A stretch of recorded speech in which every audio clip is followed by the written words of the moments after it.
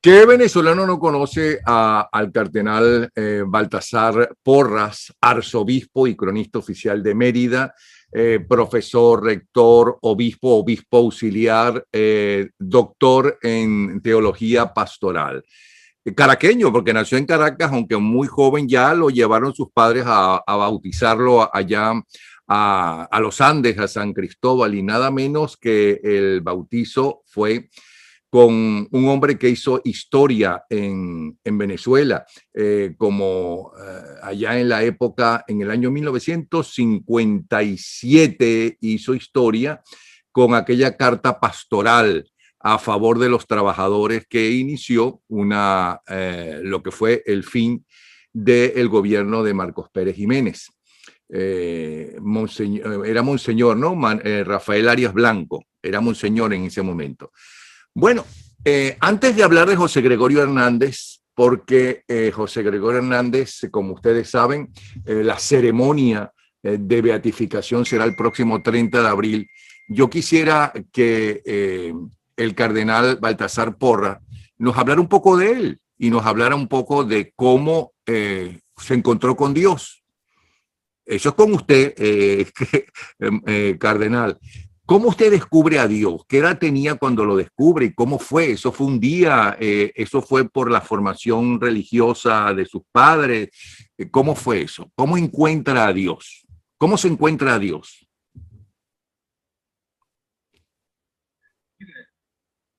Yo creo que a Dios se encuentra en la cotidianidad y en el entorno que uno tiene. Yo tuve la dicha, bueno, de nacer en un hogar de padre tachirense, madre guayanesa, y en un entorno, digamos, tranquilo, como era la Venezuela de entonces. Yo creo que cuando uno tiene la oportunidad de vivir la infancia y la primera adolescencia, sin esos traumas que nos da hoy en día la sociedad, y en una familia de clase media baja, pues no había ningunos lujos, pero tampoco había esas grandes necesidades, porque eso llamaba mucho la creatividad para los juegos, para hacer los carritos, los papagayos, todas las cosas. Y el haber estudiado en el Colegio Fray Luis de León, con los padres agustinos Recoletos, allá en el centro de Caracas, y después Monaguillo en Santa Teresa, y ese mismo ambiente familiar, pues bueno, fueron a hacer descubrir que yo quería ser como Monseñor Hortensio Antonio Carrillo, que era el párroco pues, de Santa Teresa. Y así, creo que los caminos de Dios es a través de las cosas sencillas y humanas. No es una revelación que uno tiene, sino de esas cosas que le van marcando después a uno la vida, y lo que menos podía pensar es estar pues donde estoy, con esta responsabilidad hoy en día de dos diócesis, dos arquidiócesis de gran importancia, Caracas por supuesto, y Mérida, y con yo no sé si llamarlo regalo o más bien una exigencia mayor que es el cardenalato, porque mucha gente puede pensar que se trata simplemente de honores, y una cosa es lo que se ve por fuera y otra las muchas ocupaciones que no figuran pues, en el día a día, de consultas o de diversos encargos que uno recibe, porque para eso somos los cardenales, pues los asesores, los consultores, la gente cercana al Papa, y desde el Vaticano pues no dejan de haber muchas situaciones que nos toca opinar, y en algunos momentos pues también cumplir con determinados encargos que casi nunca son fáciles. Bueno, yo imagino que no debe ser nada fácil estar solucionando y mediando, sobre todo hoy en día, creo que siempre, pero sobre todo hoy en día, como está la sociedad, no solamente con hombres con sotana, sino sin sotana también, con civiles. Pero en fin, mire, pero lo que me está diciendo que encontró a Dios todavía no me ha dado la explicación, porque también yo me formé en una, ¿cómo se llama? En una familia que creía en Dios. También yo estudié en el colegio de curas, en el colegio La Salle de la Colina. También yo quise ser cura en esa época, pero en primaria, ya no en bachillerato. Y no se puede imaginar lo pecador que soy, y nunca después se me ocurrió ser cura y menos pensar en ser cardenal. Hay algo en especial, y muchísima gente, sobre todo en los Andes, que son mucho más, por lo menos esa es la fama que tienen, de ser religiosos que el resto del país, y sobre todo que los orientales, ¿no? Pues habrá muchas familias como la suya, y esos muchachos, cuando crecieron, no llegaron ni siquiera a pensar en ser curas. No hay un momento en especial por el cual usted Pero decide. mira, Ajá. Lo escucho, lo escucho. sí, mira, fíjate, yo creo que tú has dicho una cosa que es bien interesante, porque ese llamado de Dios no solo para uno ser cura, y en eso el Papa Francisco ha insistido últimamente. Lo fundamental es que somos llamados para ser bautizados, y como bautizados, bien sea como cura, como gente de a pie, como hombre de familia, como profesional, como obrero, como lo que sea. En definitiva, no tengo que ser honrado no porque soy obispo cardenal, ni tú porque eres esto o lo otro, sino porque como bautizado, bueno, la honradez y la verdad, el respeto de los unos para con los otros, le da sentido a la vida, y por eso no, no es uno superior en absoluto, porque todo lo contrario. Yo creo que en esto, el ejemplo que nos da el Papa Francisco con su sencillez, ¿cuánta gente no le dice a él? También se lo dicen a uno de ese supuesto. ¿No? ¿Cuál es mi puesto? ¿Acaso que mi puesto es el que me rindan en pleitesía porque tengo este tal encargo? Que lamentablemente vemos que sucede en el mundo de hoy. Como dice, uno cuando está en primaria tiene un pupitre chiquito, secundaria quiere uno mayor, cuando está en la universidad más, y si después tiene una oficina, pues necesita tener entonces un escritorio, como que si todo fuera en función de eso y no en función de lo que es el servicio, el servir con tranquilidad de conciencia. Yo diría que en mi vida, en contra de Dios, cuando a mí me mandaron a estudiar a Salamanca a hacer la teología, no había cumplido todavía los 18 años, y fue cuando sentí, bueno, aquí estoy yo en un mundo donde nadie me conoce, donde yo puedo decir ahora que decido por mí mismo y que no es que tengo ni la presión familiar, ni de esto o de lo otro, y creo que ahí fue donde descubrí realmente a Dios, y después en un clima como es la Salamanca secular, pues que a través de sus dos universidades, la Universidad Civil y la Pontificia, un intercambio permanente de pensamiento, de diatriba, que, bueno, que lo hace a uno enriquecerse enormemente en lo humano y en lo trascendente. Y por eso yo agradezco en el alma, verdad, que haya tenido la oportunidad de haber estudiado, pues, ha hecho la teología en aquella universidad, en un mundo tan diverso, tan desconocido para uno, donde no había tampoco en aquellos años, mediados de los 60, las facilidades que tiene uno hoy en día. Uno se comunicaba con la familia con una cartica y a esperar respuesta que venía cada 15 días. No había celulares, no había esto, ni pensar en una llamada internacional, lo que llamaban las conferencias, que había que pedirla con días de anticipación, y costaba muchísimo para quienes eran antes, de manera que ni siquiera le pasaba a uno eso por la cabeza.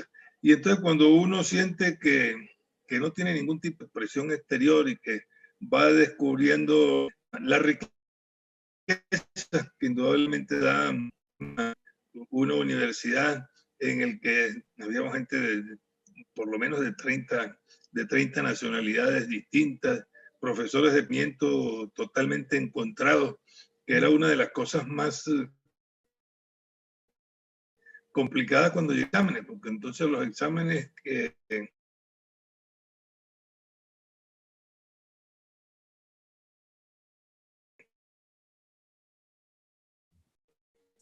valían 4. Y cuando uno veía la lista de los que le tocaban y que pensaban distinto, madre mía, cómo había que defenderse con uno y con otro para satisfacer a ambos y no terciar uno por un solo lado porque después le caía pues el otro encima. Entonces, eso es un clima, ¿verdad?, bien interesante, que después ya de sacerdote y de obispo aquí en Mérida, ese contacto con la universidad, con una gran autonomía de unos y otros, pero con un intercambio y un respeto interesantísimo en toda la facultad, desde joven, pues, con el mundo universitario, sin olvidar que uno tiene una relación con la gente sencilla y con la gente humilde, con la gente campesina, que es el contraste que tiene una región pues como Mérida, y descubrir también cómo en los pueblos y en esos campesinos hay una enorme creatividad, que además en el caso venezolano, y creo que en el caso andino es bien claro, el Estado siempre llegó después. Ha sido la iniciativa privada, particular, digamos, de la gente, la que abrió carreteras, la que buscó cómo tener luz, cómo comunicarse, cómo tener el agua, cómo producir una cosa y otra. El Estado siempre llegó tarde, siempre llegó cuando ya el esfuerzo de sus pobladores había hecho lo primero. Y aniversario más de la llegada del primer vehículo, del primer Jeep a Canaguá, que uno puede pensar, bueno, llegó fue en los años 60, en los años 50, perdón, mediados de los años 50, y hay que ver lo que costaba. La televisión llegó a Mérida ya después de los años 60, casi 10 años después que ya lo vi en Caracas, y así con tantas otras cosas que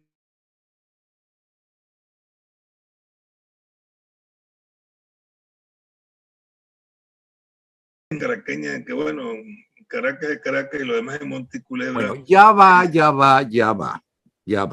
Mire que yo, el bachillerato fue con los jesuitas y sé perfectamente los recursos.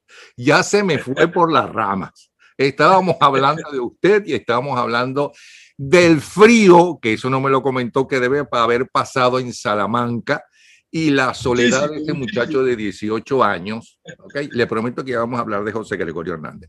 El frío y la soledad de un muchacho de 18 años. En ningún momento añoraba volver a la casa de sus padres, al calor de un hogar o tener un hogar propio. En ningún momento añoró tener una esposa, unos hijos, unos nietos, en ningún momento.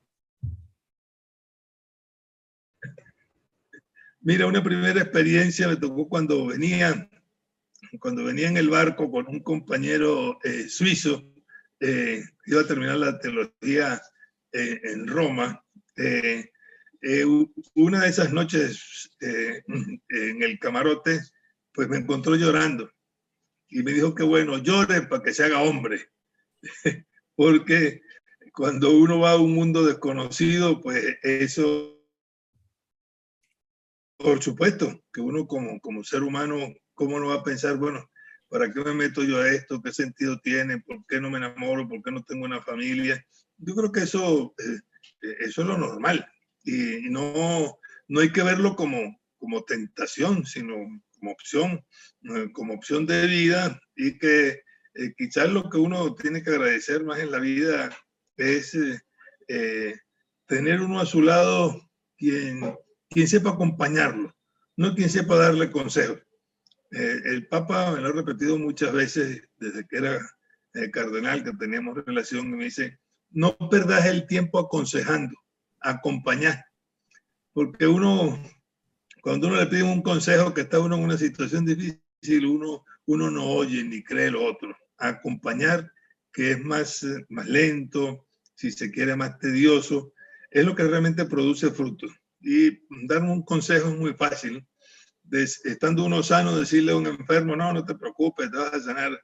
Uno puede pensar para adentro, sí, claro, como tú no tienes el dolor o la limitación que yo tengo, es muy fácil decirlo, pero acompañar, tener ese sentido de compasión, de misericordia, como tanto nos insiste pues el Papa, es una de las cosas que más enseña y que es lo que tenemos que aprender.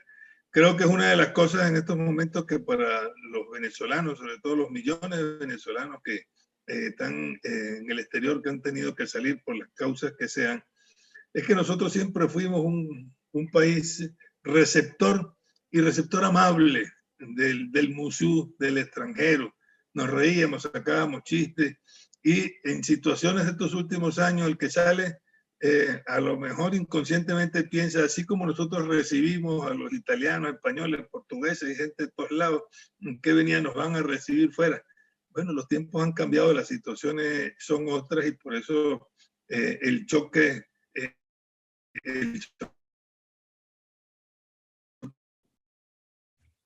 mucho mayor. Hay que ver todas esas cosas como oportunidad de crecer, como no estemos simplemente añorando el pasado, sino que sepamos ver lo positivo y negativo que tanto en la vida personal como en la vida social, comunitaria, en el entorno en el que estamos, pues nos obliga, nos lleva adelante. Bueno, cardenal, no porque sea cardenal, sino porque por todas las cosas que me han dicho maravillosas de usted, gente que lo conoce, no le he dicho ole, porque César Girón, con sus muletillas y sus pases, no lo hacía mejor que usted para salirse de una pregunta personal, ¿no? Y en fin, ya vamos a hablar de José Gregorio Hernández, se lo prometo ya. Usted nació en el 44 en octubre y José Gregorio Hernández... No, pero mira, yo tengo una anécdota. ¿Qué? Tengo una anécdota muy interesante porque a César Girón yo lo vi muchas veces toreando tanto en Venezuela como en Madrid. Y sobre todo una experiencia muy bella en la Salamanca de mis años, porque cuando iba a cortarme el pelo, cualquier peluquería venezolano, inmediatamente te decían, nosotros queremos a los venezolanos por César Girón, porque César Girón llegó como maletilla prácticamente a Salamanca cuando no tenía dónde dormir y eran los peluqueros, los barberos, quienes lo dejaban dormir dentro allí y le daban a lo mejor un bocadillo, un pedazo de pan, lo que fuera, en aquella Salamanca tan fría, pues en el invierno. Pero, ¿qué decían ellos?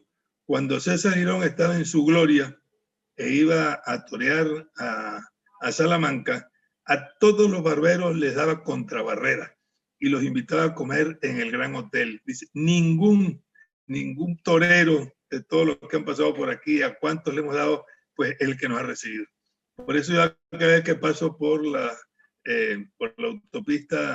autopista del centro, yendo hacia Maracay, paso por y veo dónde está esa ermita, esa capillita de César Girón. Siempre en estos días que tuve que ir hasta Maracay, al pasar, pues, caramba, aquí quedaron aquí perdió la vida César Girón. Vamos a rezar pues un responso por su descanso eterno.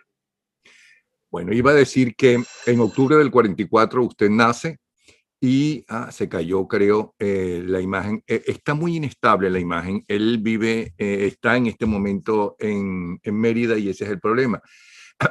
El cardenal Baltasar Enrique Porras nació, vamos a esperar que pida otra vez entrar.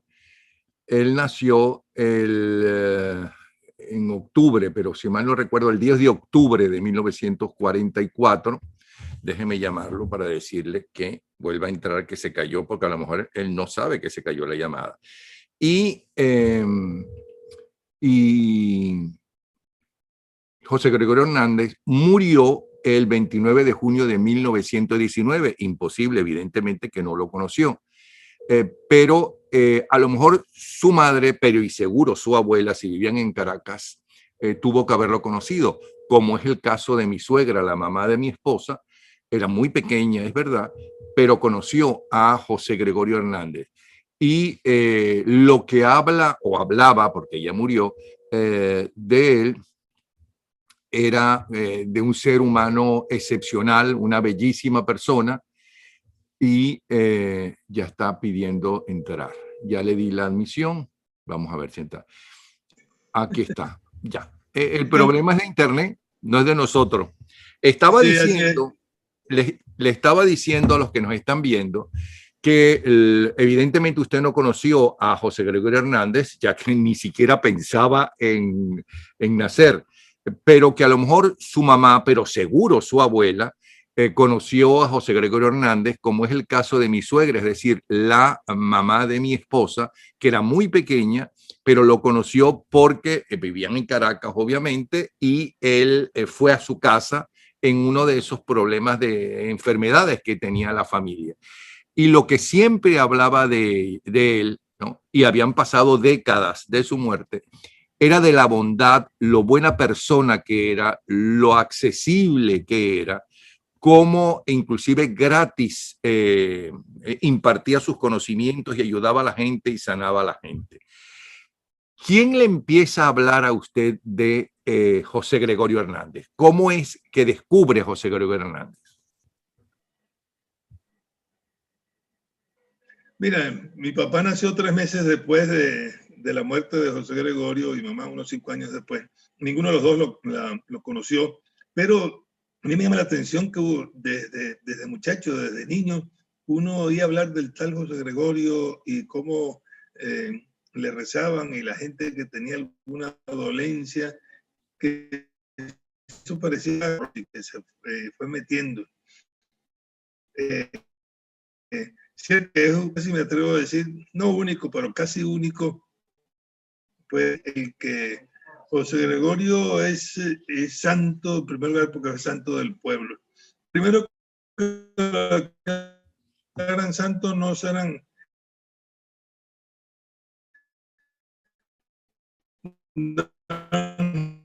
gente muy santa, muy mismo en la muerte de José Gregorio, esa manifestación que hubo desde entonces, hizo que eso fuera regándose así como pólvora, ¿no? Como cuando crecen los ríos pues, en el llano, que uno lo va sintiendo y lo va sintiendo cada vez más. Y yo diría desde muchacho que lo oía hablar y por supuesto en ese entonces todavía no de sacerdote, ya recién ordenado, oía uno mucho más el que mandaban a decir una misa pidiéndole un favor a José Gregorio y después todo lo que fue surgiendo y cosas que son como increíbles. Hay que ver la cantidad de capillas y ermitas que existen en Venezuela y fuera de Venezuela dedicadas a José Gregorio desde hace muchos años. En las mismas narices, diríamos, de Caracas, en la vía del Junquito y de la colonia Tovar, el año pasado, eh,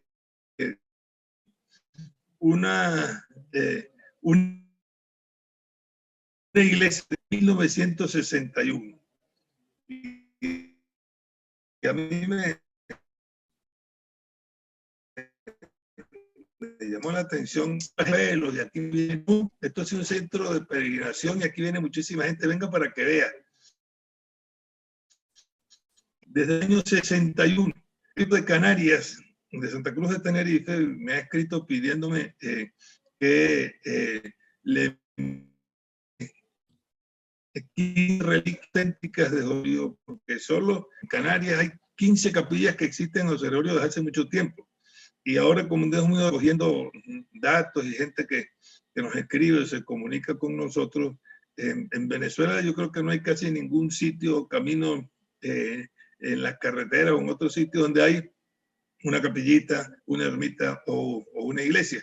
Esto hace que ahora, después de la beatificación, el próximo 30 de abril, vamos a darle a cada una de las 40 diócesis del país un relicario con una reliquia auténtica para que cada obispo con su gente decida. Algunos ya han decidido una iglesia, un santuario, una parroquia nueva o algo dedicada a José Gregorio, que no será en Venezuela 50 sitios donde se puede ir a José Gregorio, algo así como existe en México. En todas las diócesis de México hay un santuario a la Guadalupe, o en Chile, en todas las diócesis hay a Santa Teresa de los Andes, en lo cual uno, si tiene la oportunidad de ir a Caracas, a la Candelaria, o de ir a Isnotú, donde nació, pues bendito sea Dios, pero a lo mejor si está en Tucupita o en Amazonas o en el Oriente, en Occidente, en cualquier otro sitio, pues desde su cercanía puede de verdad pues rendirle culto y sentir que en un momento como este, impresionante. Hace 100 años, con la gripe española, pues esa famosa epidemia que arrasó con tantos millones de personas en el mundo entero y aquí en Venezuela también. Bueno, él junto con Racetti y con otros insignes médicos, pues de entonces, ¿a qué se dedicaron? A ver cómo superaban pues esta pandemia, trabajando, ¿por qué? Por la salud de la gente. Pero no solo con la atención directa a quien estuviera enfermo. Hay que tener guáramo, como se dice, para que en aquellos años, 1918-19, cuando Juan Vicente Gómez estaba pues en plenitud, diríamos, de poder, de que estos señores fueran capaces de decir, denunciar a su manera, el Estado venezolano no tiene las condiciones ni da lo que es lo suficiente para la salud de todos los venezolanos, cosa que llegaron más tarde, como sabemos, pues con todo lo que se hizo en el campo epidemiológico en el país, con la superación de todas aquellas enfermedades, de la tuberculosis, el paludismo y demás, que lamentablemente pues están... Bueno, vamos a ver. Se escucha caminar. Cortado, lamentablemente se escucha cortado. Espero que en la grabación se escuche completo. Pero ya que usted menciona a Gómez y a la llamada gripe española, que se llama gripe española no porque haya tenido su origen en España, sino que en España había libertad de prensa, libertad de expresión, y lo que no se podía hacer donde se inició, que si mal no recuerdo en Inglaterra, en España se podía hablar de eso, y por eso ahora todo el mundo cree y llama gripe española. Pero ya que estaba hablando de eso, hay cuántos santos van a aparecer de todos los médicos que actualmente están luchando con el coronavirus en Venezuela. Y le voy a decir una cosa, todos los médicos que nosotros hemos conocido, mi esposa y yo, y mis hijos, todos son impresionantes. Es decir, yo tengo que decir que toda mi vida he estado rodeado de gente buena, gente que tenía su consultorio, ¿no? Y si tú eras pobre, no tenías que pagarle ni un centavo, que en la tarde trabajaba en su consultorio, pero en la mañana trabajaba en el hospital de niños o en cualquier otro sitio. O sea que los médicos que yo conozco en Venezuela son una maravilla. Pero volviendo a José Gregorio Hernández. Y entonces la pregunta es, nosotros los latinoamericanos y concretamente los venezolanos, somos tan pecadores que mientras los europeos y especialmente los italianos y los españoles tienen tantos santos, tanto nos cuesta santificar o nos ha costado que nos santificaran a José Gregorio Hernández, porque el proceso de canonización de José Gregorio Hernández comenzó en 1949. Usted no había nacido cuando eso.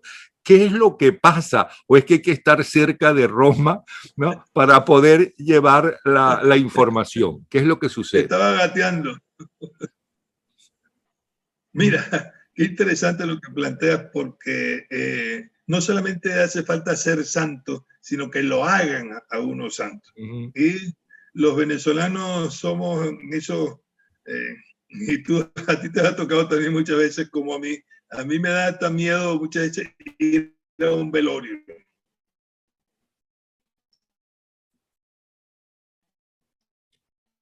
No sé si la gente escuchó, pero yo me quedé hasta... Cuentos y de anécdotas. Lo escuché hasta, a mí me da hasta miedo asistir a un velorio y me quedé con la intriga porque ahí se fue la voz. ¿Por qué le cuesta ir a un velorio? ¿Por qué le da miedo? porque sencillamente porque siempre uno oye tan bueno que era, pero ese pero, entonces hace falta, y creo que tenemos que ver que fue responsabilidad nuestra. Estas cosas, como todo, hay que dedicarle tiempo, gente que esté encima de las cosas para que salgan adelante. Y por eso, pues, José Gregorio está como quedado en el aparato, digamos así. Pero vemos ahora, por ejemplo, un, un médico italiano y casi contemporáneo, pues, de José Gregorio, el doctor Moscati, muy famoso, porque coinciden en muchos aspectos, pues, de la vida napolitano. Pues él, ahora, al ver a José Gregorio en el mismo Roma, le dicen uno, caramba, pero esto parece un hombre de la altura de Moscati. Bueno, de la altura de Moscati y quizás más allá. Hay un libro que se publicó hace poco, pues, en Caracas, hecho por médicos venezolanos, en el que hay una comparación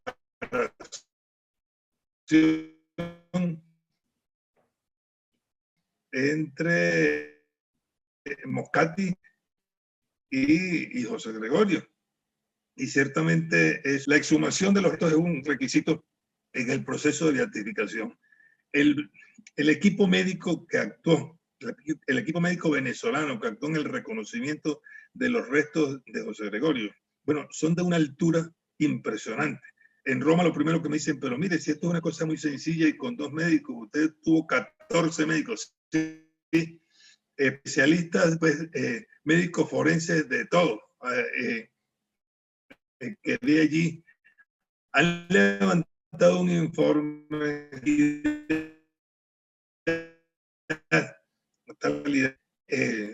ha llamado la atención. Yo le dije, me atreví a decirle un poco, como se dice, echando faroles, pues también para nosotros, que vamos a publicar cómo se hizo con detalle el trabajo de todos estos médicos, que sirva de referencia para las causas de beatificación que se den en el futuro, en el mundo entero. Y la entrega, ciertamente, del personal sanitario y enfermera y demás que hubo entonces y que hay ahora en el país y fuera del país. Yo acabo de estar hace poco, pues, en Roma y en Madrid. Caramba, los médicos venezolanos y gente venezolana de la que está afuera, muchos de ellos a lo mejor pasando trabajo, son los primeros voluntarios que hay en los hospitales para atender y para ayudar en estos casos del COVID. Es de verdad algo que tiene que llevar, pues, muy alto. Ahora que decimos, no, lo tan sencilla y humilde, ¿no? Y eso ha sido de siempre.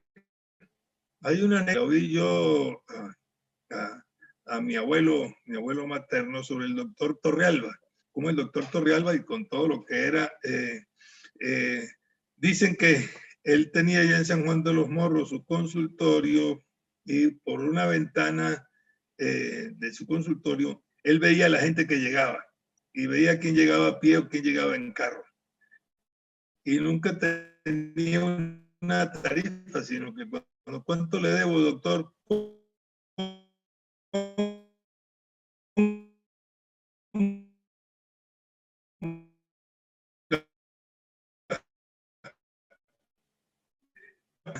Para poder eso ayudar a los otros. Yo creo que esa generosidad, pues, de eso podemos poner muchísimos testimonios. Y como todo, por supuesto, en todas las profesiones hay ovejas negras, y puede ser quien se convierta, pues, en quien tenga el mal de cemento, el mal de piedra, como dicen, pues, aquí, de querer cobrar más o hacer una operación sin necesidad para alguna entrada, y con eso no es grave. Pero la inmensa mayoría de nuestros médicos, de nuestro personal sanitario, y si lo están demostrando ahora en esta pandemia, el número de médicos y enfermeros que han fallecido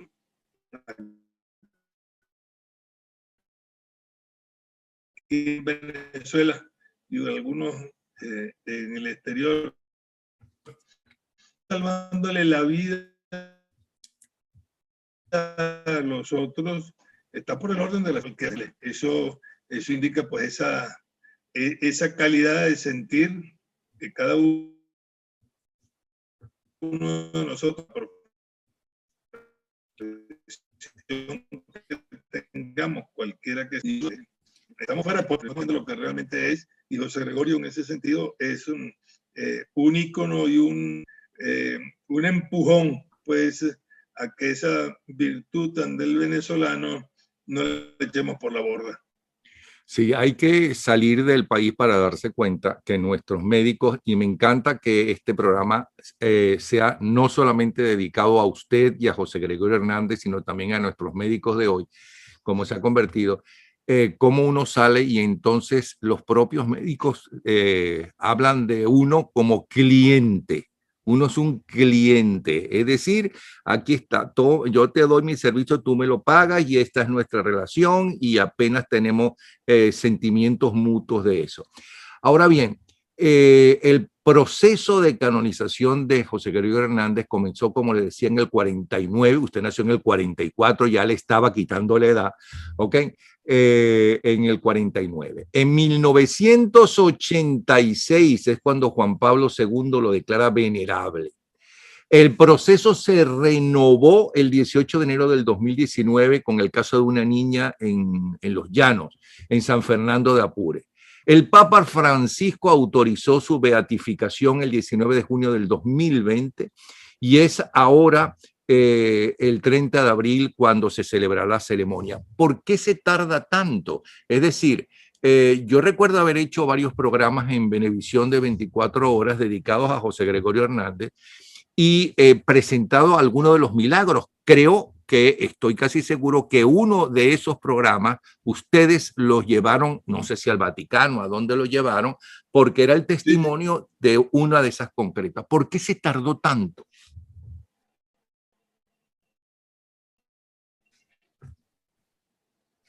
Como verán, tenemos problemas con el internet que está muy, muy lento.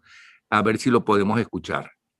Aló, no lo escuché. ¿Por qué es tan lento la beatificación? Y sobre todo cuando llegue a ser santo, porque supongo que algún día, esperemos que usted y yo vivamos cuando se declare oficialmente santo, aunque como está la situación de Venezuela y del mundo, no sé, pero en fin, ¿ya se vacunó, por cierto, o no se ha podido vacunar todavía? En eso estoy. Pero yo sí creo que lo vamos a ver santos tú y yo, y mucho antes de lo que podíamos pensar. Bueno, perdone, eso espero, pero yo me vine a vivir a Orlando. Yo me vine a vivir a Orlando porque como el tema de Disney es donde sus sueños se hacen realidad y mi sueño no se ha hecho todavía realidad y usted lo está padeciendo, por ciento, la pesadilla que están viviendo los venezolanos en lo que todavía queda de Venezuela. Pero ¿por qué es tan lento?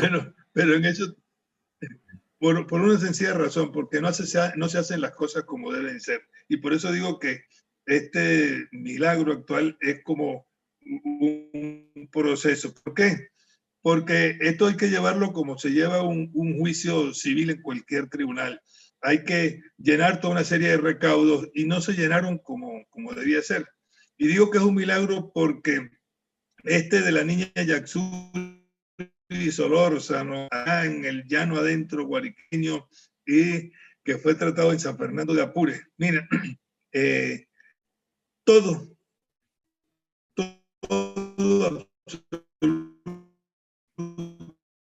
absolutamente se pudo recuperar. En un hospital del interior de la placa que se le hizo a la niña no se perdiera hasta lo mínimo. Tan es así que una de las cosas que nos faltaba a última hora recogiendo todas las cosas era el disquete de la operación y parecía que estaba perdido. Y resulta que estaba en una bolsa de basura que no se había botado y ahí se consiguió y se entregó.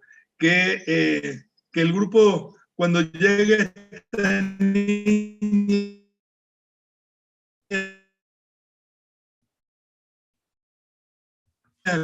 funcionaba el tomógrafo, funcionaba las placas para hacer esto, había agua, había los insumos mínimos necesarios para poder hacer una operación. Bueno, eso es un milagro cuando hasta en una clínica se puede llegar y a lo mejor, mire, pero aquí no hay ni algodón siquiera o no hay unos guantes para que se pueda hacer una operación, que se pueda poner una inyección.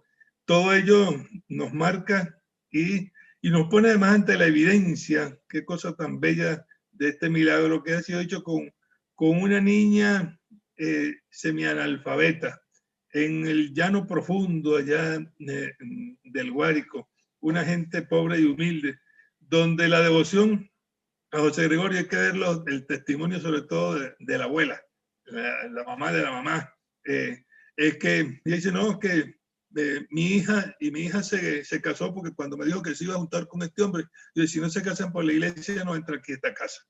Y allá, perdido más allá de todo ese campo, de todo ese campo del llano. Y quien le enseñó a rezarle a José Gregorio soy yo. Hasta los evangélicos que están allá en mi aldea, pues le rezan a José Gregorio porque yo lo he hecho. Y bueno, es de verdad un hecho que se pudo llevar como debe ser. El expediente que se llevó a Roma, un expediente que tiene casi 1000 páginas y todo se recogió. Bueno, por supuesto, al haber sido hecho aquí era todo en castellano. Lo llevamos traducido al italiano para que no hubiera problema de que lo entendieran quienes estaban allí.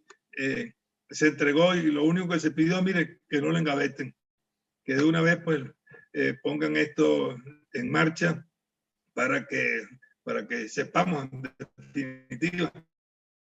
Y gracias a Dios, pues, este proceso se ha dado y bueno, estamos ya a vísperas, un poquito más de un mes para esta beatificación que se hace en un momento, yo diría, en medio de esta pandemia viene siendo un gesto bien importante, porque no vamos a esperar que las situaciones estén que nos permitan tener 1 millón de personas como se puede haber hecho.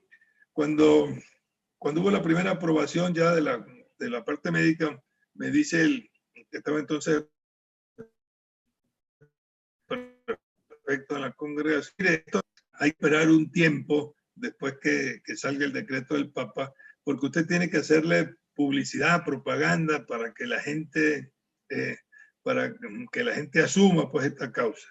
Y yo me atreví a decirle, mire, si usted me dice hoy que el decreto sale mañana, si usted quiere pasado mañana podemos hacer la beatificación y yo le aseguro que habrá por lo menos 1 millón de personas sin necesidad de hacer ninguna propaganda, sino simplemente con decir esto ya se dio, como así es. Hay que ver la cantidad de testimonios que nos han llegado del mundo entero, canciones, poesías, testimonios de sanación de mi familia, de los países más inverosímiles. Yo he recibido testimonios de Afganistán, de Australia, de Nueva Zelanda, de Noruega, de los países árabes, por supuesto, de América, de Canadá, Patagonia, de todos sitios, y de Europa, pues no se diga, sobre todo con la tanta migración de antes y de ahora, de Italia, de España y de Portugal. Es de verdad pues impresionante la proyección que un hombre tan sencillo, nacido en el interior del país, en un pueblito, si todavía no tú, apenas tiene una callecita, pues cómo era hace 150, 200 años atrás, y cómo allí pudo aprender a leer y a escribir, y cómo pudo tener una primera formación de niño y adolescente que lo hace llegar a Caracas y poder codearse, digamos, de sacar lo que era entonces el bachillerato. Tanto que podemos hablar mal, diríamos, de nuestra universidad y la Universidad Central en ese último cuarto del siglo XIX. Bueno, ahí se graduó de médico y no sería tan mala la formación que recibió, que fue lo que le permitió llegar a París y codearse, no porque fuera un genio fuera de serie, sino porque llevaba una base que se la dieron sus maestros pues, en la Universidad Central de Venezuela. De tal manera que nosotros como venezolanos debemos tener, no un orgullo tonto decir que somos mejores que nadie, pero tampoco tener ese complejo como de inferioridad de que nada sirve y que siempre estamos, y sobre todo en el campo político, todo el que llega ahora sí va a comenzar de verdad, porque todo lo anterior no sirve absolutamente para nada y vemos que eso más bien nos lleva por caminos que no deben ser y nos lleva más bien hasta un retroceso como pues el que lamentablemente también vivimos ahora. Lo que le puedo asegurar es que si hay un nuevo gobierno de transición, ellos sí van a poder decir con base, ¿no?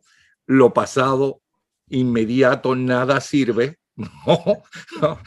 Porque han destruido y acabado con el país.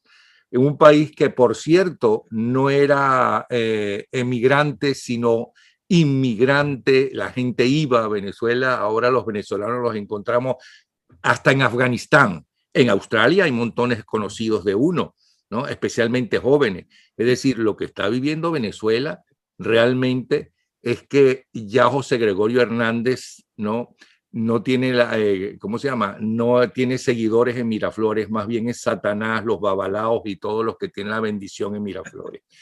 Esperemos que no por mucho tiempo. Mire, se escucha muy mal.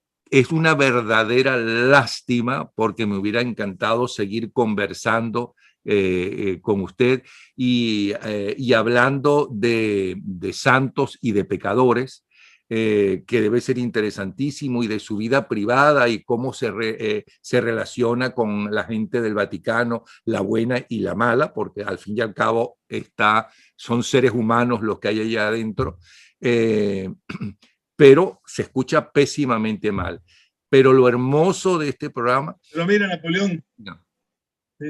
Napoleón, pues te invito, yo regreso la semana que viene, ya estaré en Caracas y cualquiera del otro día, pues podemos hacer. Yo tengo ahora aquí en Mérida, dentro de pocos minutos contigo, que terminar contigo la misa con los sacerdotes que han podido llegar para adelantarlo y desde el domingo de Ramos, el próximo domingo, ya en la tarde ya estaré en Caracas, no solo con las ceremonias de Semana Santa, con las restricciones lógicas que tenemos en estos momentos, sino llevando adelante esta última etapa.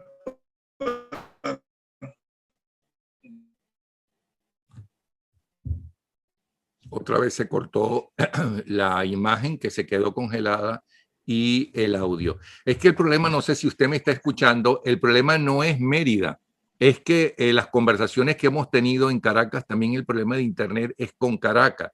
Y hay que agregarle que ahora con la pandemia, la gente está utilizando muchísimo más este servicio en el mundo entero y realmente no es muy bueno que digamos. Pero le estaba diciendo en esta despedida que lo hermoso, lo que más me gustó del programa es que a través de José Gregorio Hernández no solamente nos habló un poco de usted y sus inicios, sino que le hemos hecho y que usted le ha hecho un homenaje a los médicos venezolanos de hoy en su lucha por el pueblo venezolano. Ellos sí están luchando por el pueblo venezolano, porque vivan, porque tengan salud, aunque ellos mismos o muchos de ellos la han perdido justamente contagiados en esta lucha.